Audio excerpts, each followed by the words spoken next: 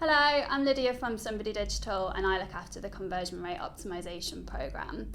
So today the question I'm answering is, when reviewing the analytics on a page, is there one piece of data that you consider the most important or revealing, and why? So we often get asked this question when we start a CRO program with a new client, and the simple answer to that question is no. The biggest successes in CRO come from when you layer on top of each other multiple insight points and points of data. So we will always typically start with web analytics data, and that tells us what is happening on a website. So here we can look at various different things, including funnel analysis, the flow of traffic through the site, and bounce rate, and many other things that the web analytics will tell you. Then what we want to do is work out why we're seeing that behaviour. So here we'll put in multiple different data sources on top of our analytics data. So here we'll look at things like click tracking.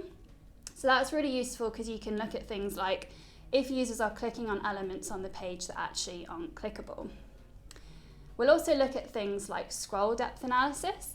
So here you can see what percentage of your traffic is scrolling below the fold. And if there are really important pieces of information that your users are completely missing on a page because they're actually not scrolling that low.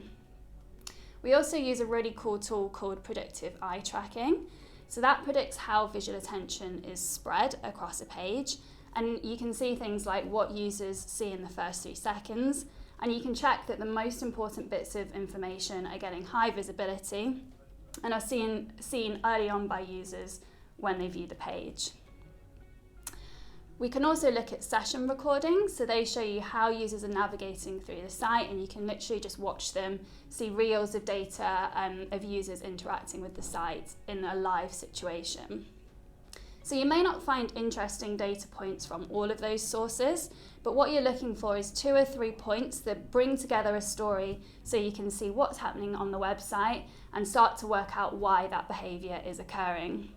The next steps, once you've got those insights, is to create a hypothesis and run your test.